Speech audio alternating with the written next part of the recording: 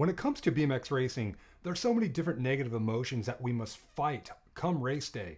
Things like uncertainty, fear, doubt, anxiousness, and anxiety.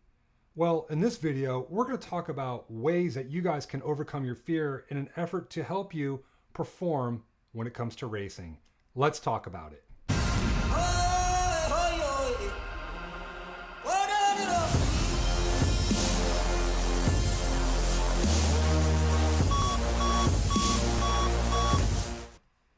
All right, guys. Hey, welcome back to another Tuesday night edition of BMX Coach Live here on YouTube. I'm your host, three-time Olympic coach Greg Romero, and man, I am so happy that you guys are here today. We have an awesome show. We're going to talk about overcoming fear. What would that do for you if you can overcome any kind of fear, anxiousness, uncertainty, doubt, nervousness, just basic nervousness, right?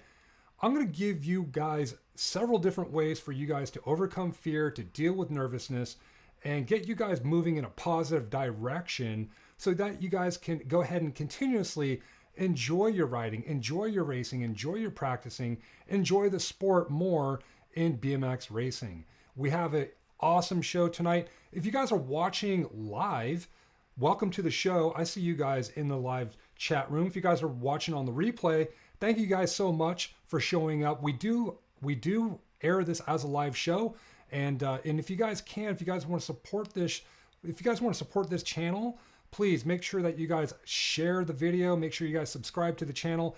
The more people we can share this video with, the more people can continuously learn, have fun, and when they're learning and having fun, then they're going to stick around the sport longer. As you guys may know, the reason why I do this free show is in an effort to help people thrive, experience their potential, and sustain it. And again, I really appreciate your support. I'm grateful for the opportunity to be your coach. Let's see who's in the chat room. We have JP coming from Canada, Parker Higgins, Andy Lim, Craig Martin, Roscoe H, David D, and Dylan McGann. And more people are filtering in. Bikes for Life says hello. Guys, welcome to the show. I'm so excited for you guys to be here. I'm also streaming on Clubhouse, and I see my buddy Anthony Freeman's in here, so he may have a question for us. But Anthony, if you can jump on the YouTube channel of BMX Training, that would be awesome. You can see what I'm doing over here as well. Guys, I'm really excited. Wanted to talk more about you guys overcoming fear. We have a couple questions already coming in the live chat. JP from Canada says, probably like most of us, he wants to be able to overcome the fear of jumping and crashing. Yeah, man, I get it, man. It happens to all of us. I mean, it's impossible to race BMX without experiencing crashing and then, having to get back up and rebuild our confidence in an effort to, pick up where we left off. And I would say that's a challenge for everybody from, 6 and under all the way through the mid-amateur to older amateur classes and seasoned experts all the way to the Olympic riders. And I've dealt with it. I've seen it all. I've seen it as a coach. I've seen it as a rider. It is not easy, man. It's not easy for any of us to just easily just pick up our bikes from a crash and walk it off. There's so much that happens to us. And so I want to be able to help you guys and dissect and give you guys ideas on how to overcome and keep riding, right? All right. So, well, where can we start, guys? I would say for the most part, number one, dealing with nervousness, right? Like, I would say that dealing with nervousness is probably one of the prerequisites that it takes for a mentally strong BMX athlete or any athlete to deal with in an effort to be prepared to overcome fear. And I would say nervousness it happens 8 out of 8 guys on the gate are dealing with some kind of nervousness. So understand there's nothing wrong with that. The problem with nervousness is that when you guys reframe that, when you guys are framing nervousness or attaching that to a negative outcome, an unresourceful thought, that's when nervousness can truly be dangerous. Now, I've told you guys this in the past. Nervousness is the same physiology as excitement. So if you guys could get back to to reframing the meaning of nervousness and saying, oh, you know what? This just means I'm excited and I'm ready for opportunity. Now you're moving towards a positive outcome. Now you're moving as a positive motivator. Okay. And I would say that's probably the biggest difference when it comes to dealing with nervousness, right?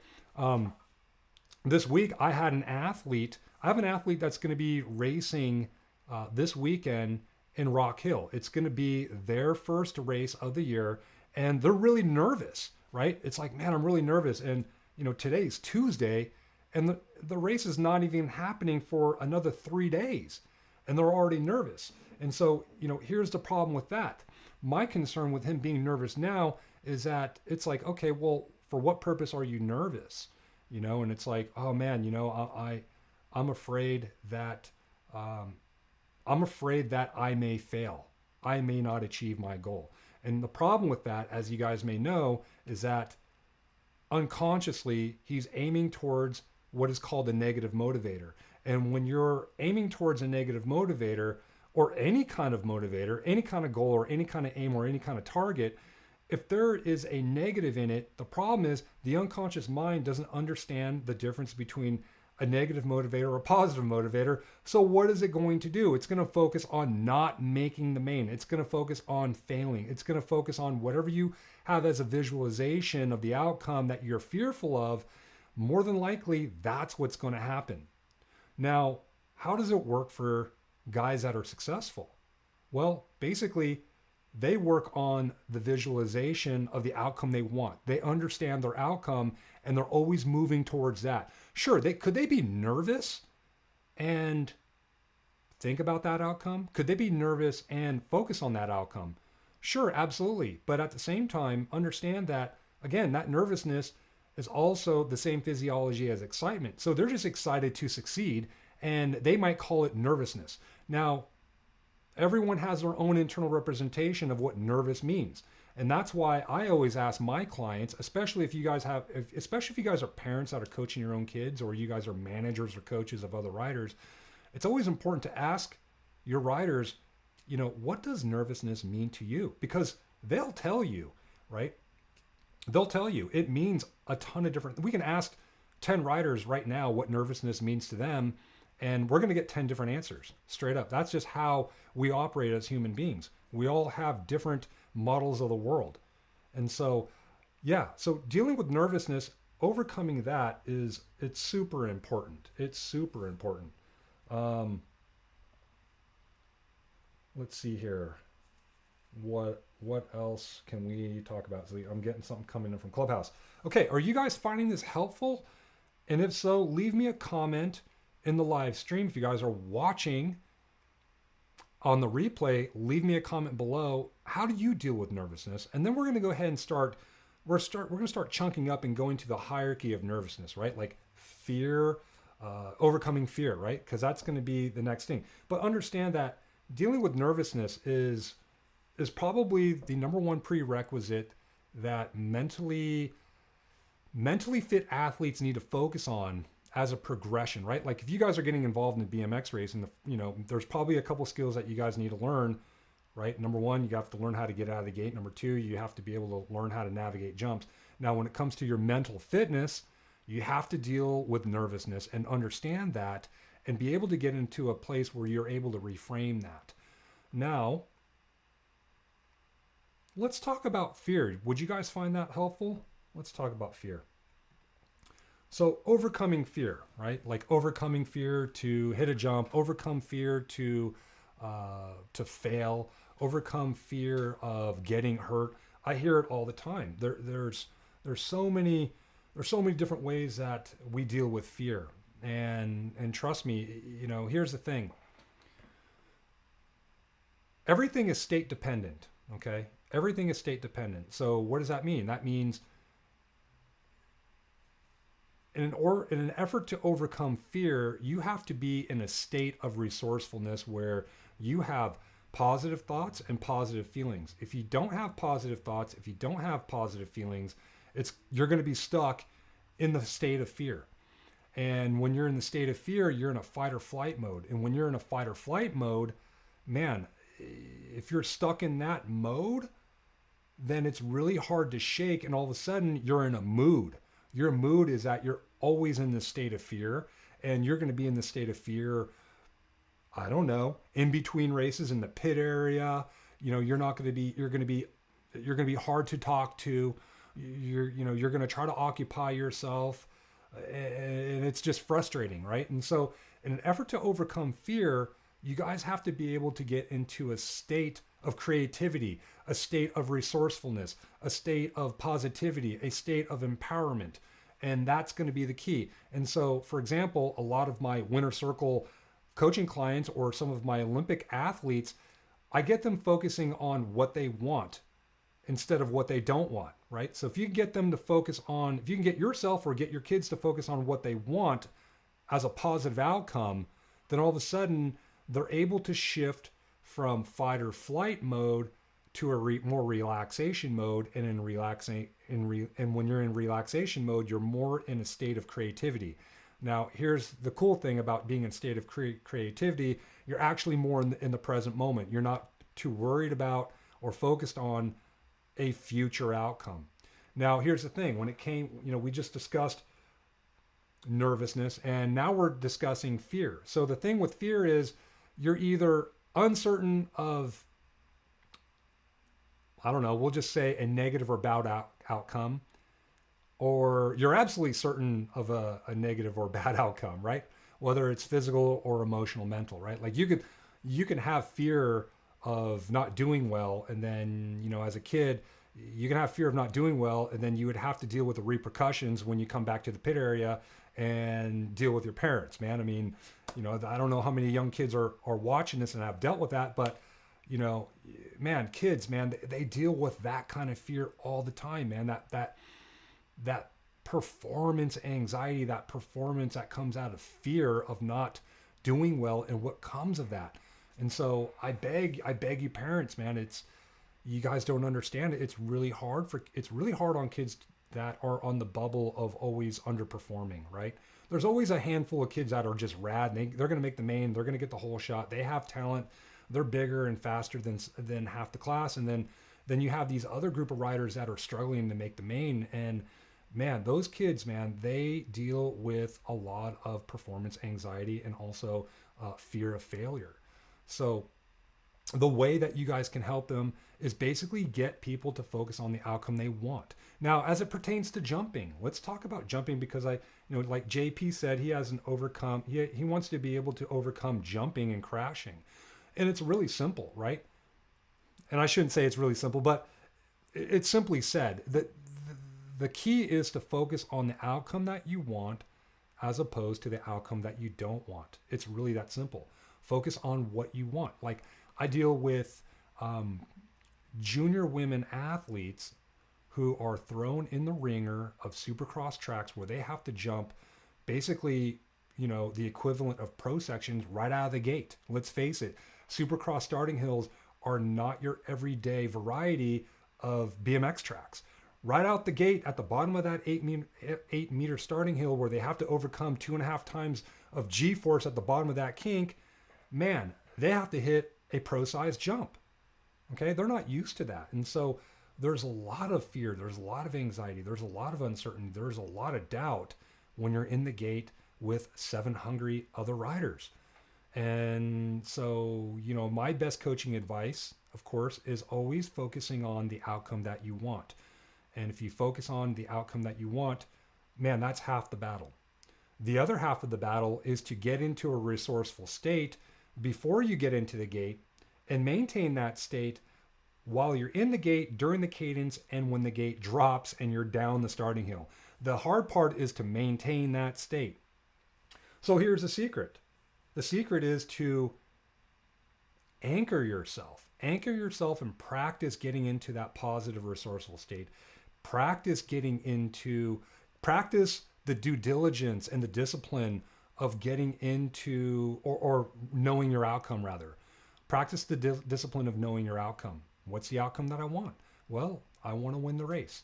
I want to jump over that jump smooth. I want to be able to get through that rhythm section smooth as possible, smooth as butter. And if you guys start thinking that way, you've pretty much have one half the battle. The other half is to get into that state and maintain it. Now, there's some things that are really hard when it comes to this is not easily as practiced, because we know at the end of the day, listen, the unconscious mind is the king, okay? You're going to say, well, what are you talking about, Greg? What is the unconscious mind? And I'll tell you here in a second. The unconscious mind, listen, we're pretty much 95% walking hard drives. We distort information. I'm sorry, we store information all day long, right? We store information all day long, and we're writing programs. So what happens if you're a guy or a girl, if you're a new rider or a seasoned rider that had crashed and they want to get up and they want to go back and do it again? Now, the people that are successful and able to, in the ability to get up from that crash and begin to just have a short-term memory of what happened a second ago and get back to doing it again, is that they're able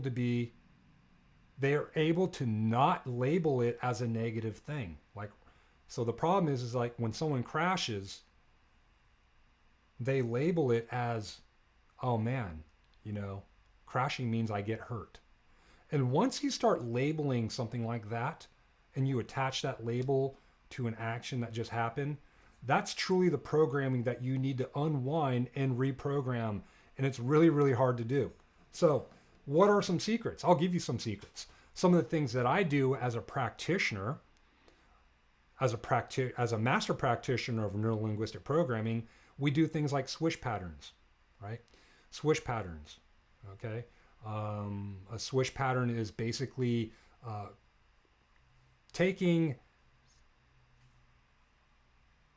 a former associated movie of what happened prior and then changing that movie into something that you would want in a dissociated way. And you're like, what the hell are you talking about, Greg? And I'll just say this. This is the way it works. What happens is, let's just say you had a bad crash through a rhythm section, or you had a bad crash coming out of the gate. Like I deal with young kids that are under the age of 12 that have had a bad crash down the first straights because some kid came over on them like a Mercedes-Benz windshield wiper, because some BMX guy got overzealous and said, move over. And now all of a sudden, the kid that got moved over on and crashed has basically created a program that coming out of the gate with a full gate of riders means that I'm going to potentially crash. So now someone like me, I need to unwind that and change the meaning. And so what happens is that when they're in the gate, they're already in the gate, and they're through their own eyes and they're seeing what's happening. They're already labeling this as, oh man, you know what? I'm about to crash. I should be scared of this. I should be fearful, right? And I'm going to be in fight or flight mode, because they're naturally protecting ourselves. The brain is awesome. We're actually designed to literally look for threats, right?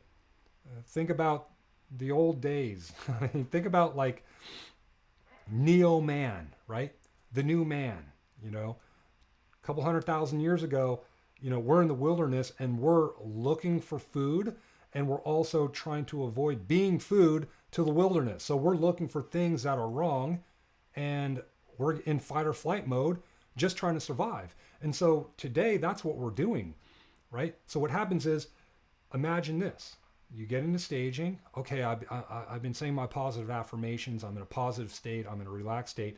As soon as they get in the gate and they hear the cadence, they could be triggered into an unresourceful fight or flight mode. And all of a sudden it's like, oh my gosh, I heard the cadence, the gate's about to drop. This means the unconscious mind is saying, dude, you're going to potentially get hurt. So all it's doing is it's just protecting you. So that's really truly how it works. Or imagine if, you had a bad crash in a rhythm section out of the second turn. You're coming around the second turn, you're feeling yourself, you're feeling positive, and you're in a positive state and everything's happening. Then all of a sudden your eyes see the rhythm section, and all of a sudden the unconscious mind says, hey man, there's a rhythm section coming up. You had a bad crash there. It's time to get into a fight or flight mode and protect you from crashing. So you shut down. That's how things happen. That's basically the programming of how fear works. So the key is for you guys to change the programming. All right. And there's two ways to do that. Number one, like I said, you could do swish pattern. I can do that as fast as about 20 minutes. Or number two, you do it like most people do it. And it's just about manning up and having, the mental fortitude and the strength to just overcome that fear and fight through it. There's nothing wrong with that. The problem is it doesn't always work for everybody in any one, right? Because it just depends on the magnitude of the crash and how that rider, whether it was a kid, an older rider, how they labeled it. Okay, so keep in mind the magnitude of how they labeled it is going to affect their ability to overcome it. Does that make sense? Are you guys following me? Is this helpful? Okay, so like if you're trying to overcome the fear of jumping, okay, well then the natural thing to do is just focus on the progressions. Come back to the basics of just getting comfortable of riding the bike and jumping something that's familiar, something that's easy, and do that repetitively until there's no fear at all. And then what you do is that you just find another jump that is basically a little bit longer or taller, right? So you have to go through the progressions. It's just like when you're a baby. In an effort to sprint, you got to learn how to walk. In an effort to learn how to walk, you have to crawl. So you just have to start the process all over again. And there's absolutely nothing wrong with that. I would say, those are pretty much the two ways that you guys can overcome fear. I'm curious, do you guys have a way or a method? Because my methods aren't for everybody. It is for a lot of people, and most people find them helpful. And I'm curious to know, what is your method when it comes to overcoming fear? I'm curious. Let me know. Guys, so awesome. Let's take a break. I want to see what questions you guys have for me, and let's see how we can all help each other overcome nervousness, overcome fear. All right? See you guys here right after the break. Hey guys, I have a question. What would it do for you if you could enhance your power out of the gate, enhance your sprint speed down the first straight, enhance your skills, enhance your mental performance mind state? What would that do for your racing or your kids' racing? If you're seeing the value of enhancing your BMX performance, consider joining the community of BMX Training Pro and get the same access my Olympic athletes have enjoyed, as well as thousands of BMXers all over the world. Some members use the access to improve their gate start techniques. Some also use the access to keep them motivated to train, and you'll find your reason when you gain access and join BMX Training Pro today.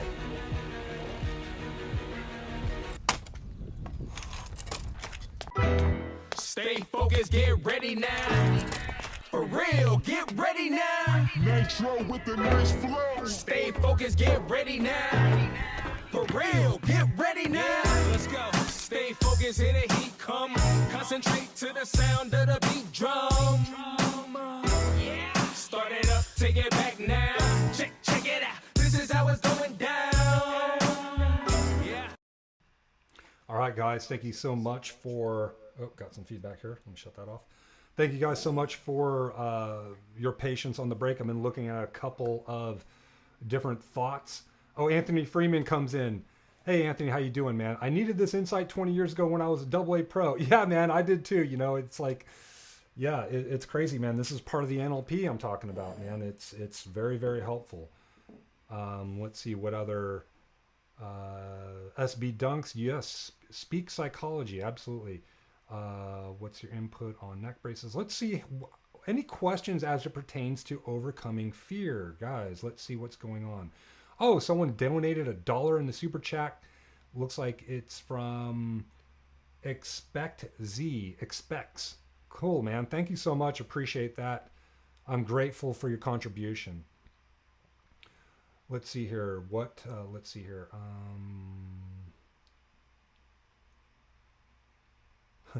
These guys are arguing to see if I'm live or not. Yes, we're absolutely live. We're totally live. If you guys have any questions, let me know. Someone here said, BMX Beast 200. Hey, Greg, do you mind explaining the swish pattern method again? Yeah, swish is spelled S-W-I-S-H, swish pattern. You guys can look that up, Google it, check it out.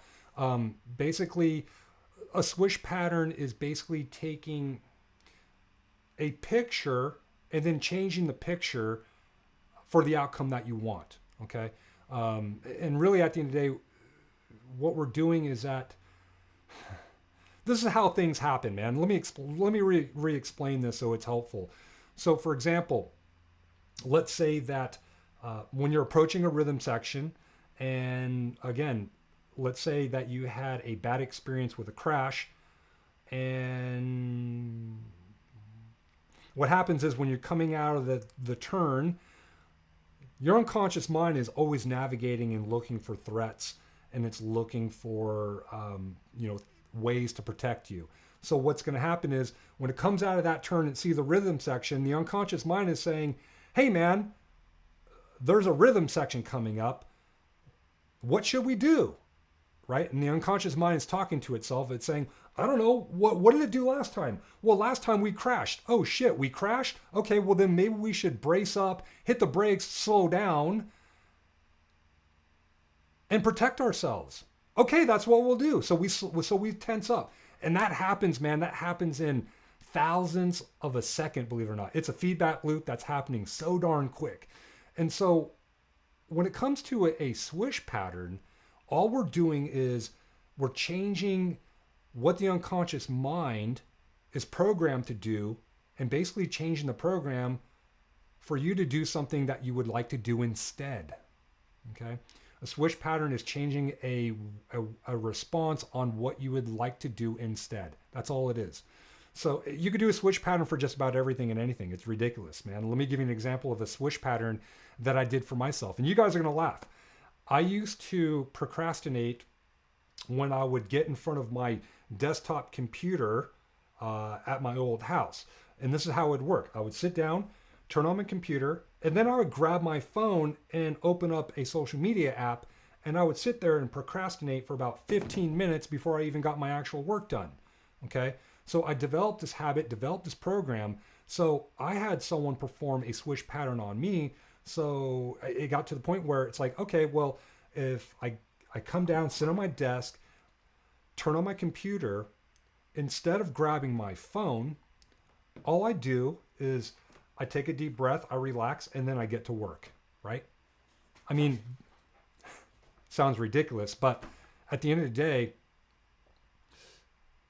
we are walking hard drives, man. 95% of what we do, of what we say, how we talk, how we ride our bikes is pre-programmed. Everything we do, right? All your thoughts, all your comments, you guys are already pre-programmed to either write a positive comment, or you guys are looking to, write a question that's going to be helpful for you. Okay. Same thing when it comes to riding your bike.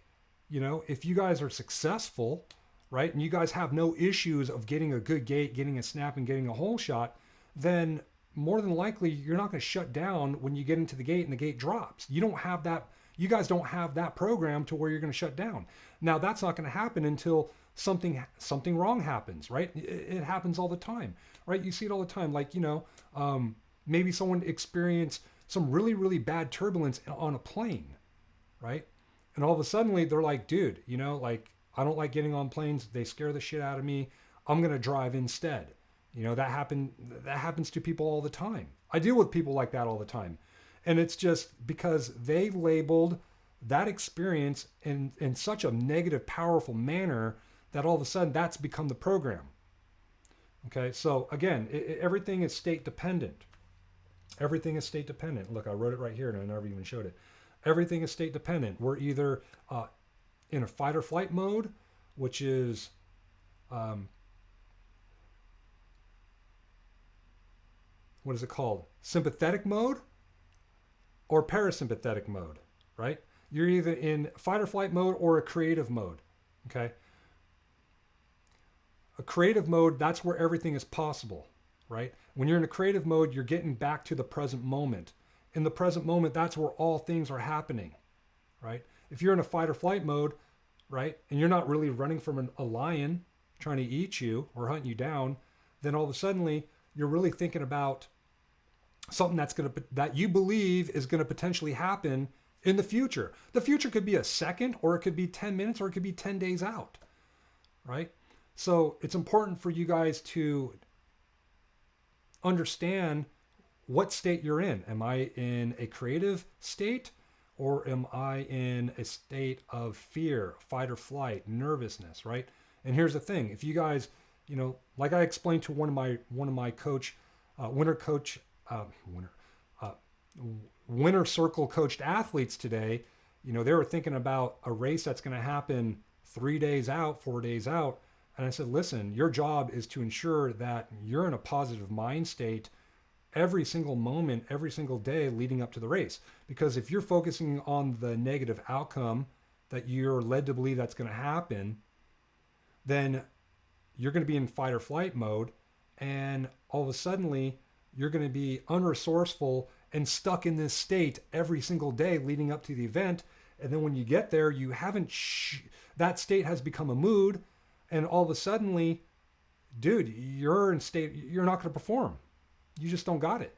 You're not going to show up.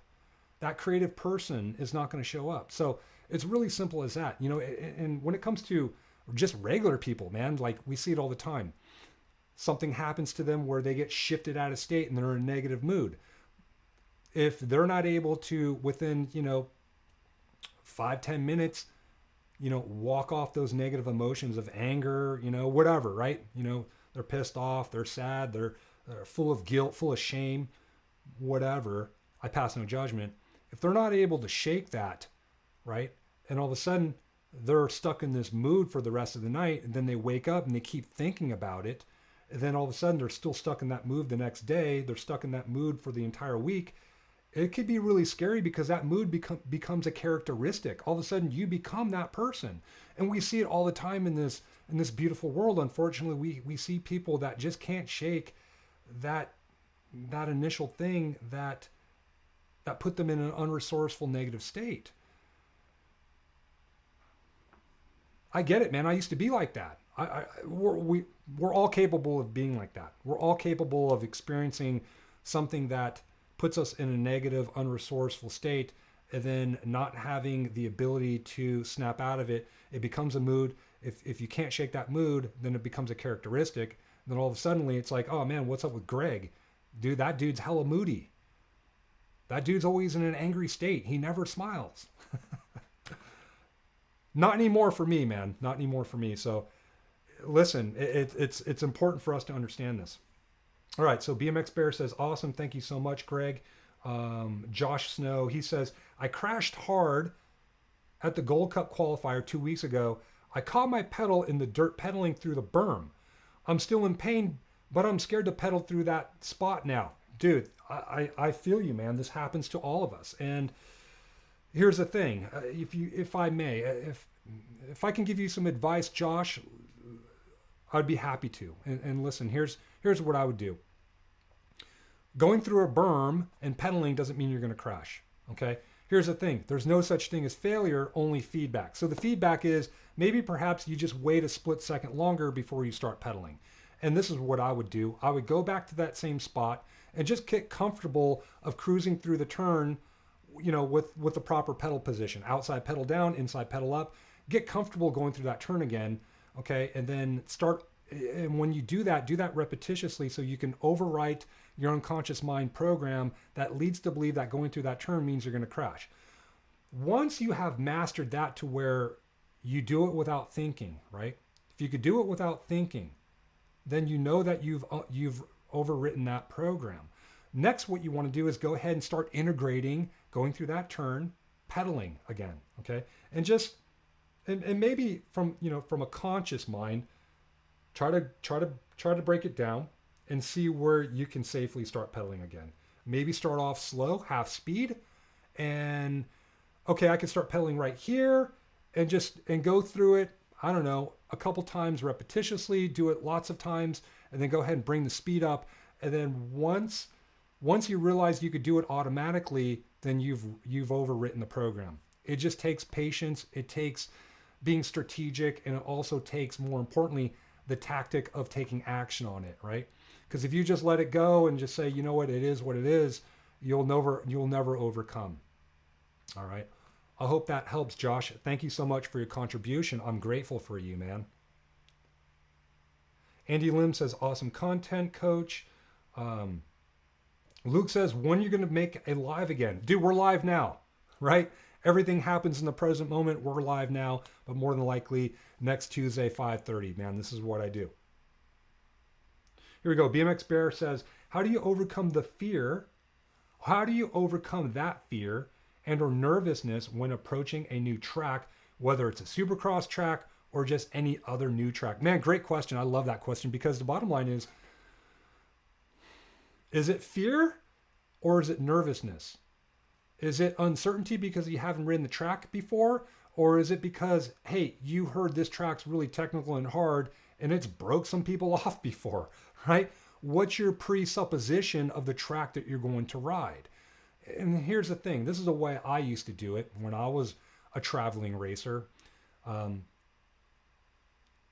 Today, you guys have the power of doing a reconnaissance of the track, right? There's YouTube. You guys could see. Now, of course, if it's a rodeo event, if it's an ABA, if it's a USA BMX Grand Nationals, excuse me, I get ABA and USA BMX mixed up. But if I say ABA, you guys know what I mean.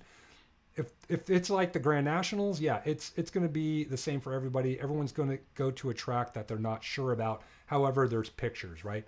However, there's no feedback. There's no video of how people are actually riding the track. So yes, there's going to be a little bit of uncertainty on how it's going to play out.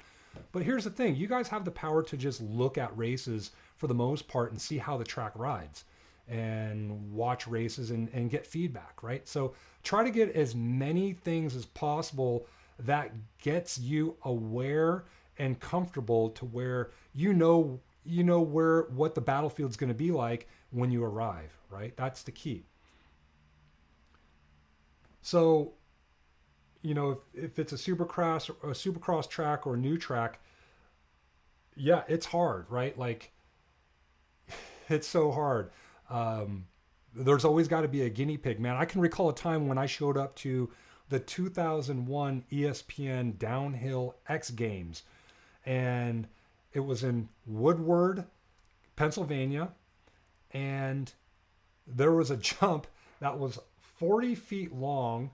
It was the third straight, and the jump was like, here's the takeoff, and then here's the landing, and then there's like a bunch of trees, and when you took off, I couldn't see the landing, and dudes were flying by default, 35 miles an hour, coasting at 35 miles an hour, not picking up and over jumping this thing. And I'm watching pros do this, and I'm like, holy smokes, man. Like, I was scared. I was nervous. I was definitely nervous because I was totally uncertain. Now, I would have been absolutely scared if I was focused on getting hurt. If I was focused on getting hurt, then I would have never attempted it. Straight up. I would have shut down every time. I would have came out of that turn, approached the jump, and just be like, and hit my brakes and skid up to it. Okay? The key for me was I watched others do it successfully, and then I just modeled what they did. And believe it or not, some of these guys, all of these guys were my competition. I would just ask the competition, man, how's the jump? What kind of speed, how many pedals are you taking out of that turn? Are you taking hard pedals, soft pedals? Because, dude, we're going downhill and we're doing by default 35 miles an hour. Are you picking up? What are you looking for when you come off the lip? I seriously just, I did my due diligence and did a recon and got feedback. And this feedback helped me. It helped me with my confidence. It was my ability to come up with a strategy on how I'm going to do this. I just didn't do it blindly. Like, dude, you see it all the time. People are just like, I don't know. I don't have a strategy. I'm just going to send it. And half the time, if you're going to send it and you believe or may not believe that you're going to get hurt, man, that is not a good strategy. So you guys have the ability to do recon work, look at video, see what's happening, get the feedback, and certainly, work on the ability to gain familiarity. The more familiar you are, the more potential confidence you're going to have. Hopefully that worked. Thank you very much for the question. Let's see here. Jacob James, I overjumped a step yesterday. Okay, these guys are talking to themselves. Let's look for some questions. Corey Wells says, full commitment after flipping the gate. Okay, I don't know if that's just a random comment to me or to someone else. JP has a suggestion. He says, usually my way to overcome fear, I just go for it without overthinking. But last time I broke a few bones and overthinked it for months after. Yeah. Yeah, man. You basically wrote a program in the unconscious mind that crashing means that you're breaking bones. And for sure, like you're gonna be on the mend, not only physically, but you're gonna be on the mend emotionally and mentally. And yes, sometimes it does take time to overwrite that program and regain that confidence and do the small little things that don't seem to make a big difference, such as, finding a smaller jump and just getting comfortable with just getting air again, and then going ahead and raising the stakes and make the jumps that you're going to jump, not make the jumps, but attack jumps that are going to be bigger and longer, right? And just building that confidence to where, jumping no longer means that you're going to crash and get hurt. It just means that you're going to have fun and catch backside and keep going. Very good, JP. Thank you so much.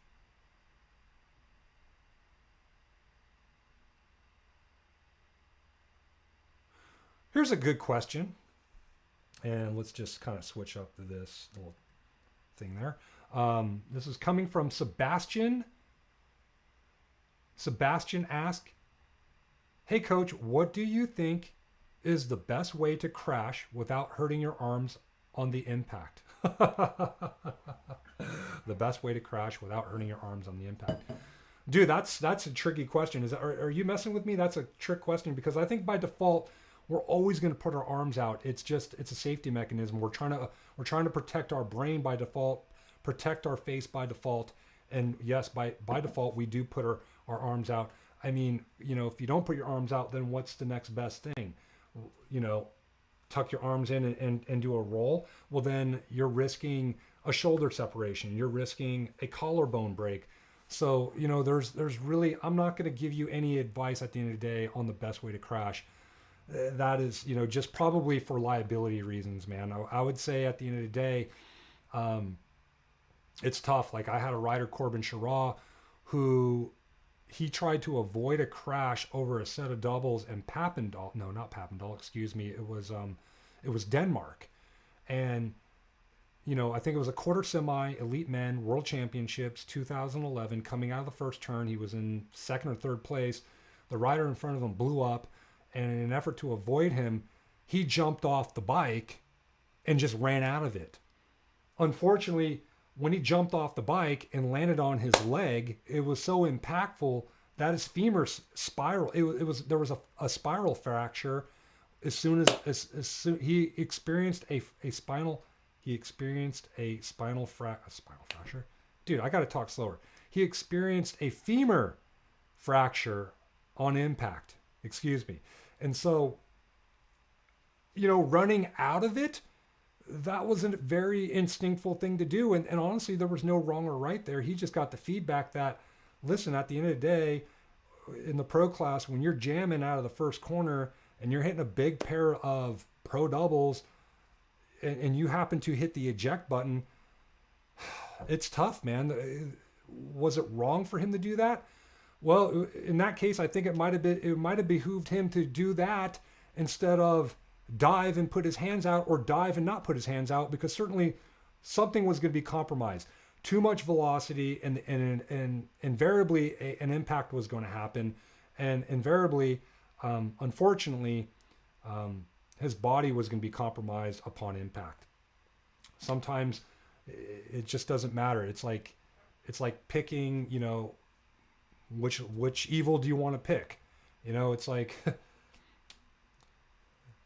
is it the neck? Is it a shoulder? Is it a leg? I don't know. You have to pick it. So it's tough, man. I don't know what to say. The best thing you could do is just practice rolling, right? But man, there's no such thing as a good crash. It's tough. It's tough. thank you for the challenging question, and certainly thank you for my patience on figuring out a spiral femur fracture. Here we go. James Schaffer. James asked, "Hey coach, how can I not be nervous in the gate at a big event in the mains because I seem to be nervous and I don't know how to overcome that fear? Please help." James, I don't know if you're just jumping into the live feed now, but earlier, and maybe perhaps you could watch it over again once we're done and YouTube indexes the video. Listen, at the end of the day, I think the way that you can overcome fear or any... Okay, you said nervous and fear. So at the end of the day, you want to understand what your outcome is. It's really that simple. What's the outcome that you want? And get into a resourceful state that's going to support that outcome. If that outcome is to come out of the gate as powerful as you can and get the whole shot, you have to decide, and it's up to you to decide, what's the ideal performance state that you need to be in an effort for you to achieve that. Now, there's many easy ways for you to figure that out, and you could do this at home. You know, all you have to do is basically, you know, maybe when you're by yourself, go back in time, go back to a specific time when you had success coming out of the gate and getting the whole shot. And at that, once you're there, you want to be able to float down into your body, go do a little time traveling, if you will, and with your eyes closed, you know, through your own eyes, see what you saw, hear what you heard, and really feel the feelings of whatever you felt and identify those kinesthetic feelings of what you felt when you whole shotted and you experienced success coming out of the gate. I do this all the time with my riders, and a lot of them are like, you know, I was powerful, I was confident, I was strong, I was empowered, right? I was positive, I was focused, right? All kinds of different things. I can ask 5 of you guys, and we're going to get 5 different answers. So again, it's up for you to decide what that state's going to be, and then what you need to do is you need to anchor that, and then what you need to do is simply trigger that anchor before you get into the gate. Know your outcome, get into state. That is the model of success when it comes to mental fitness, emotional IQ, mental strength, all the same thing, right? All the same thing. It's up for you guys to understand what the outcome is. Don't let that monkey mind, right? Don't let that monkey mind, which is this guy in the corner off the side of your shoulder or that inner voice in your head, control the outcome, right? You're the pilot of the ship. Point the ship in the direction that you want, not in the direction of what you don't want. Okay, because we already said it earlier. If you guys focus on what you don't want, you're going to get that outcome more than likely, because the unconscious mind doesn't understand negatives. What does that mean? That's just like the same when I ask a rider, "Hey, what's the goal? What's the goal for the USA BMX Grands?" "I don't know. I just don't want to get motoed." Okay, if that's their goal, guess what's going to happen? They're going to get motoed. The unconscious mind doesn't understand negatives, and that's what it's going to focus on, and it's going to run that program. It's going to run the program. Here we go. We got another question coming in. Thank you very much for that question. I really appreciate you for chiming in. We're having fun here. Let's see here. Marley BMX. A few years ago, I was beating everyone, winning every national I went to, etc. Then I broke my arm, and since then, I have always been scared being next to people on the track. Yeah, that's tough. So what do you want? Tell me what you want. How can I help you? Let me know what you want, and then I'll get back to you.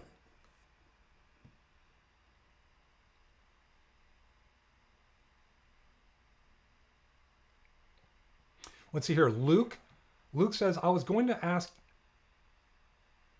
how to have the same mindset at the first race. Like, I just got into intermediate and won the first race, and it was 2 to the main, and if I was going into the final race for the mains and got third and felt terrible and made a lot of mistakes, if you could help me, that would be awesome. Okay, so let me reread that. That was one big...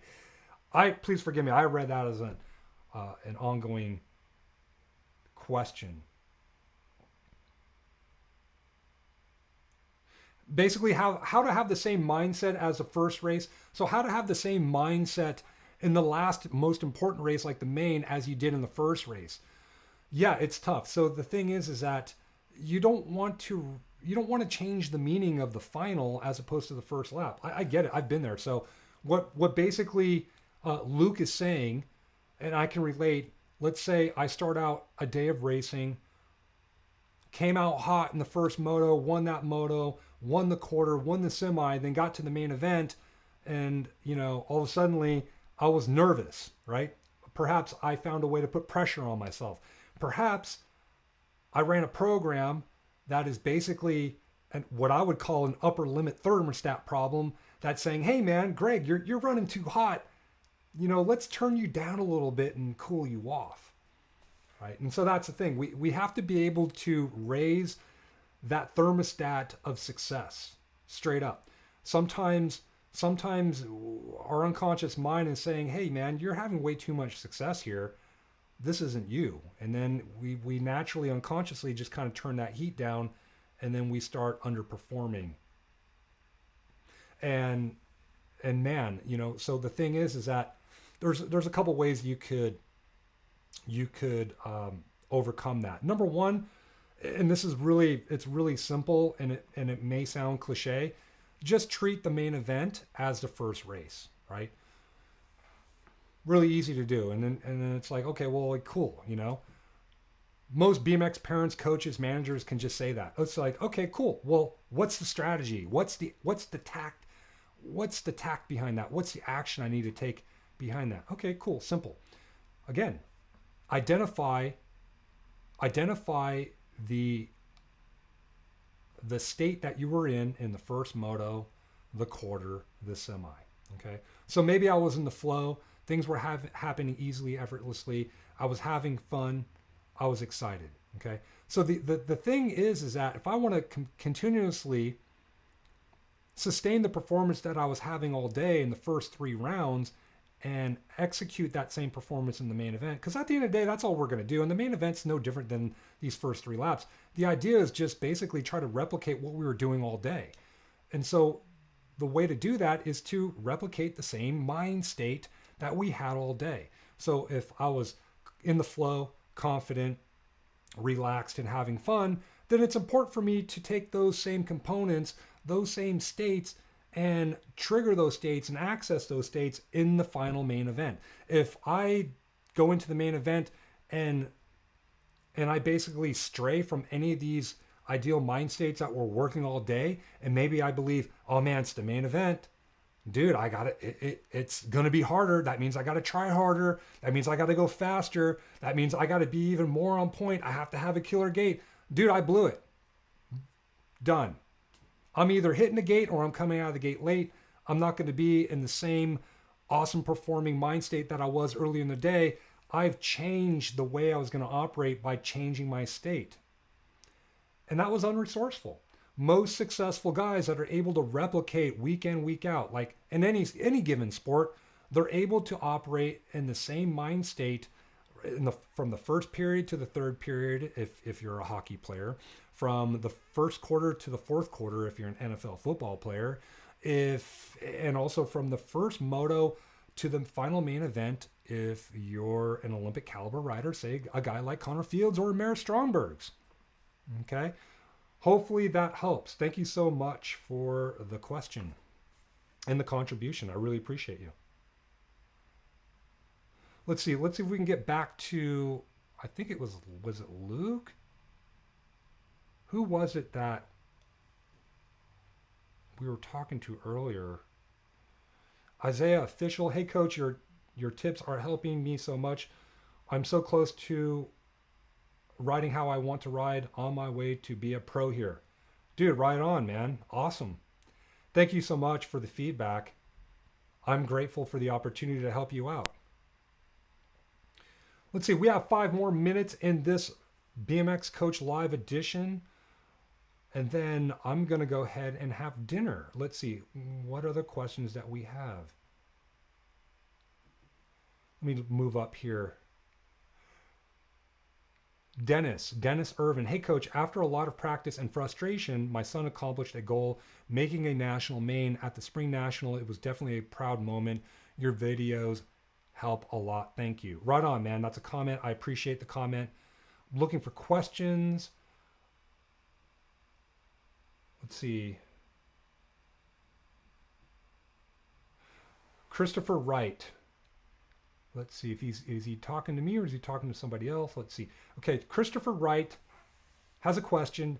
Doesn't that fight or flight actually increase strength and alertness? Is it crazy to try to embrace it? Dude, thank you so much, Christopher. That is a really great question. Absolutely, right? You hear stories all the time of fight or flight mode. Fight or flight modes triggering people to be superhuman, right? You could think of stories of, the 50-year-old woman who lifted a car up in an effort to get the kid out from underneath the car that got stuck underneath the car and got ran over by the car, right? You hear about stories all the time. Now, yes, and here's the thing. Sometimes it helps, sometimes it doesn't. And fight or flight in the context of replicating, navigating through a rhythm section, more times than not, it causes us actually to not take action than to take action. Does that make sense? So it just depends on the context of the situation. And yeah, sometimes it is helpful, right? The problem is it's not sustainable, right? Like if that woman was to be put in a situation 100 times, how many times is she going to be able to replicate what she did the first time? I don't know. That's actually an interesting question. I should probably find some scientists, some neuroscientists, and ask that question. But here's the thing. You're right.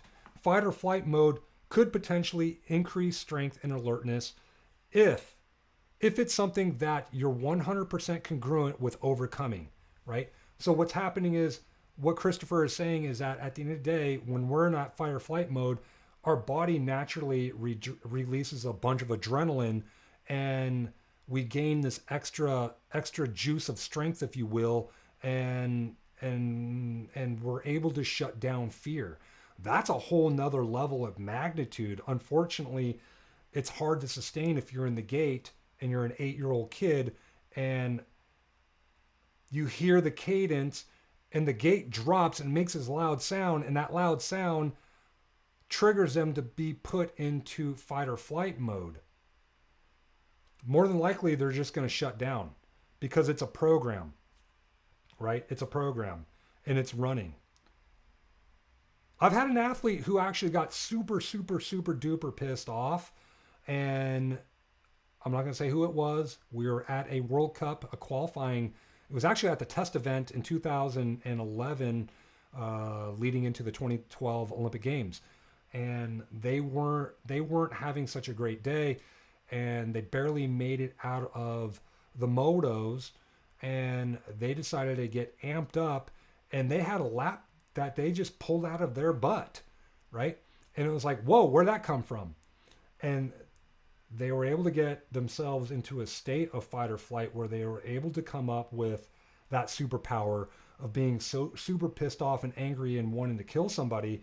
And holy smokes, man, like they killed it, right? And I say they because I'm not going to reveal if it was a girl or a male, but they absolutely killed it. Unfortunately, they weren't able to replicate that after that race. They weren't able to execute that in the final, and they had a hard time doing that for the rest of the season. So we're looking for ways, again, to sustain performance, right? That's what's important.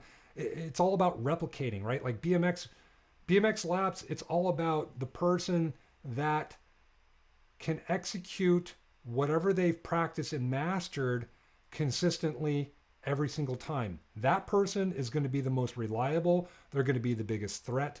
They're going to be the hardest to beat. It happens all the time in sport, right? Like I know when I raced guys in the pro class, there was a guy by the name of John Purse, and man, I much respect to him, and I bring him up from time to time, but in all categories of like power, skill, gate start technique, he wasn't all that great. But the one thing that was more important that helped him to be one of the greatest was that he was able to replicate his performance of what he was capable of doing every time. I wasn't able to do that every time. Not every time. He was able to do it every time. And when he's able to do it every time, that actually inadvertently and by osmosis, organically, put pressure on the rest of the competition. Man, I got to get out and beat John because he's going to be reliable. Okay. Hopefully that helps, man. Thank you so much for the contribution.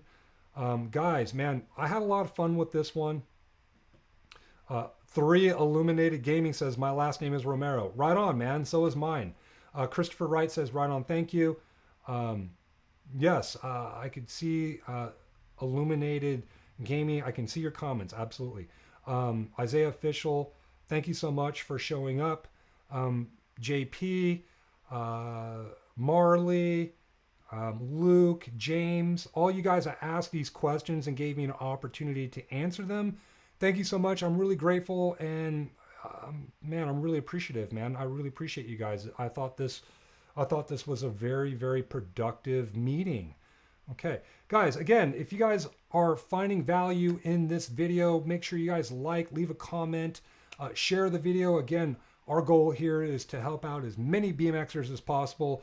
Again, it's all about helping the newer and younger riders, and also some of the older riders that are newer to our sport, give them as much knowledge and information as we can in an effort to have them enjoy the sport. If they can enjoy the sport, they're going to stick around the sport.